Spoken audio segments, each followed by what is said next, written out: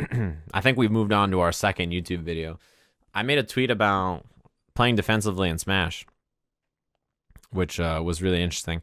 And a lot of people were arguing with me about playing defensive in Smash and about how it's not fun and how offense is the way to do it. And if you like running away or stalling or whatever, then you're just a coward who doesn't enjoy it. And there's a lot of replies about it, and it's very interesting. And when you bring up Gargos, right, and Jacko, those are interesting character designs to talk about too, because I think a lot of people really enjoy playing those characters. And it feels really, really good when the minions do some shit or the house, like something happens, you get all the houses out there all leveled up, and a fucking squad of goons just rolls up, right? That feels great. And when Gargos' minions are there and you get cool combos, that feels so good. Or the minions interrupt the combo, oh, it feels excellent. But when you ask, does the counterbalance of I'm going to maul these fucking characters feel as good as that? There's zero chance, I think, right? There's almost no chance that mauling Gargos feels better than the frustration you have to deal with about dealing with the minions all the time and trying to get in and all that kind of stuff. And it probably doesn't balance out. Just the question is, does that frustration justify the strength and the fun that the other person is having, right? And that's where it just gets hard. Yeah, right, Ryan. I feel this the same way, right? Mauling the character doesn't feel great because you know that if they slip away once, you are unlikely to catch them again. That's definitely true, I think, right? Is that the fact that it makes you feel that is worth more than playing against a real boring vanilla character, for sure.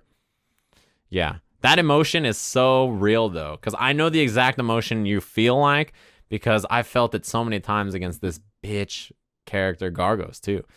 It's the same thing, right? Like, you catch his dumbass out of the air. He's got a quad jump. I can't catch him. He's so high in the air. What am I supposed to do? But you finally catch this motherfucker, and you just try to run Oki, and he either, shadow counters me, or he fucking, I hit him and he breaks immediately on a guest break, and I'm like, you son of a bitch. I'm just like, oh, I can't get in.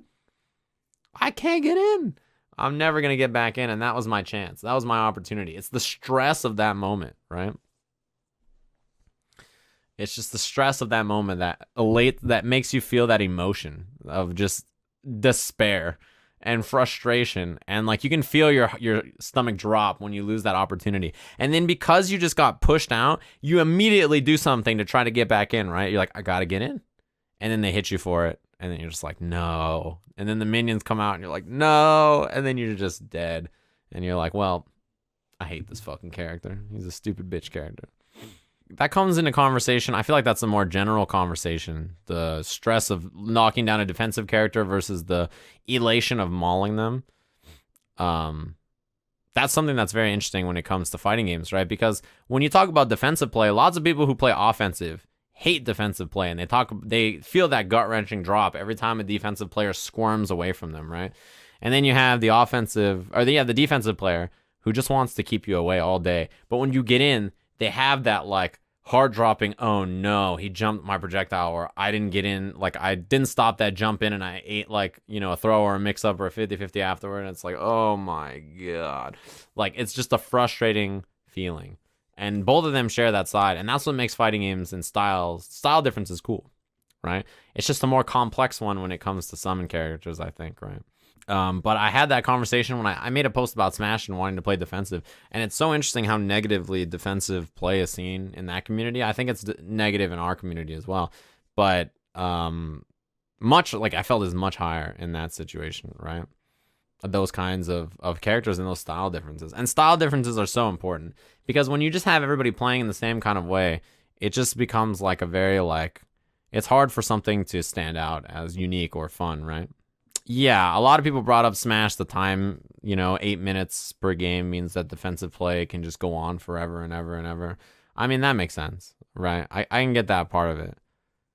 And in Smash, there's ways to just run that are completely frustrating to chase or deal with. But I mean, I don't even mean that in general. I just mean defensive play in particular, right? Not being the one to engage all the time. Just trying to, be more evasive than the other person. It's interesting because that sort of playstyle is so frowned upon. It's funny, I made that tweet and lots of people came in and were like, nah, man, there's a place for defensive play in Smash, don't worry. And then Hungrybox won at the Smash Summit, and my timeline was just so, like, everybody was so unhappy. And then it just cracked me up because I was like, man, this is exactly what I was talking about. Yeah, also, nobody likes Hungrybox, really, right? So there's, like, a weird thing about that. But is that only a Smash thing? No, definitely not. People complain about Minot and other defensive characters in Street Fighter. I mean, we just had a long conversation about Gargos and Jacko, who generally, they have to play a little defensive until they get things out. Gargos is a zoner. He has command throws and stuff, too, but he can also zone. He's like a defensive character usually until he gets the stuff out. Somebody brought up Dalsum, like a Dalsum Geef matchup. Obviously, Geef players are going to hate Dalsum players for being so defensive. It's funny, I made a tweet about how I like Guile and Minot in top 8 because I enjoy their defensive play. I think it's fun to watch. And all these people are like, well, their V-triggers let them play offensive and come back too. So, blah, blah, blah. Like, defensive characters aren't, blah, blah, blah. And I'm like, I didn't mention their V-triggers at all. I just said that I like watching them play. When those characters win, they never get V-trigger. Right? When those characters, sorry, I shouldn't say that. When those characters are winning the round, they rarely get V-trigger. It's when they're losing the round that they get V-trigger, right? But it's not uncommon for Justin to play Minot and just never get a V-trigger in a round. Or Knuckle Do Guile, or whoever it is, right? In particular, I don't think Guile's V-trigger is like a huge comeback V-trigger anyway. Most of the time, Guile players use his V-trigger to create space. Minot's V-trigger is very, very, very good, obviously. It's like super, super strong. But I'm just talking about her playing her general game plan. I didn't bring up the V-trigger at all. People jump there, but that's just what I mean. I like the defensive play, and I like it being strong. Because even if you don't think about their V-triggers, if the game didn't have any V-triggers, their general strategy, it doesn't change in terms of like the defensive play in the neutral, right? Defensive play is fine, but there's a difference between that and playing lame. What's the difference in your mind? What's the justification? If they stay away from you for 5 seconds, it's fine, but 6 seconds is playing lame. Is there like a particular way that you think about it? There's a difference between playing defensive, like a defensive style, like a reactive style, and like a completely runaway style, right? Yeah, defensive is when you are playing lame but lose, and lame is when you're playing lame but win. Sure, okay, but I don't know. I like watching defensive play. It's fun to watch every once in a while. You need a lot of everything, right? You need maybe not a lot, maybe you need a little bit of everything, right? Sometimes you need to watch like really just. It's like eating your vegetables, As much as fun as it is to watch just two characters swing at each other and get crush counters and just explode, right? Sometimes you need to watch two high damage characters just swing at each other. And then sometimes you need to just watch something nice and defensive and watch something really slow. And, you need a little bit of stylistic difference. That's what makes the games fun to watch because then you start to appreciate all the different playstyles a little bit more. Sonic Fox can play defensive. Yeah, he played Katana for a while in MKX. That was generally defensive. His Aaron Black was pretty defensive a lot of the times too. If you watch his Aaron Black play, a lot of it is just whiff punishing and punishing landing frames by baiting people to jump. Like when he gets going, his offense is incredibly good, but it takes a little while to get there. He also somehow always gets a hit in every situation. He's just absurd about that. Yeah, his Captain Cold. You can't call his Captain Cold a particularly offensive character, right? He just waits until he gets an opportunity and then he runs some offense. But a lot of it is just defensive play. That's a really funny sentence. Curly W. Here's the difference between Jacko and Jigglypuff. Nobody has, as of yet, picked up Jacko and immediately started winning. But there are players who picked up Jigglypuff and pulling off big upsets. Immediately is a big important word here. Big upsets within 8 months. 8 months and immediately are two very different words. 8 months is almost a full year of grinding a character. That's a pretty long time. I understand Melee is an old game, but most of the top players can play a bunch of characters by now. It's a long time. I know Melee has been around for forever, but 8 months of grinding when you're one of the best players in the world, like, that goes a long way with any character.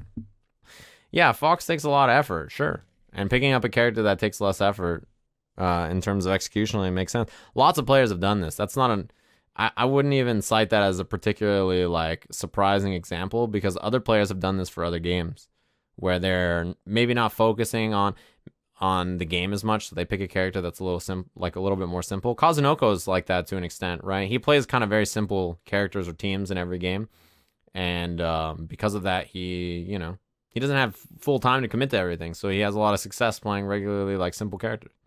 Anyway, the point of the matter is Jacko is not Guilty Gear, and all Jacko players should feel bad. Just kidding. Where do we end that conversation? Point of the matter is that this YouTube video is over. Thank my lovely editor for everything. Like, comment, and subscribe in the YouTube video down below. Tomorrow I'll be doing prank videos at Venice Beach. See you later. Man, YouTubers are the worst. The problem with defensive play in general is that it doesn't draw viewership, which directly correlates to how popular a particular game sport is or becomes. I don't think that's true necessarily at all. I mean, the grand finals for Guilty Gear was like the most offensive player versus the most defensive player. Yeah, good defense is always important. Well, I mean, yeah, viewership is a really weird thing to talk about too, because if you think about it, right? When it comes to viewership, this weekend there was a crazy viewership for Red Bull, right? For no particular reason. Robots, maybe. I asked somebody, and they said it wasn't robots. Not somebody who works at Red Bull, but somebody who can check if it's robots or not. So I don't think it was. You know, my favorite thing about being a commentator is that my face is on the screen. So anytime anything goes wrong, people tweet me and ask me why. They're like, Sajam, the audio is crazy. What's the deal? And I'm like, I don't know. I'm holding a microphone. I can't do anything else besides that. My job starts and stops at the headset or microphone I'm currently holding. That's all there is to it. There's nothing else I could do. I can't fix anything. I'm sorry.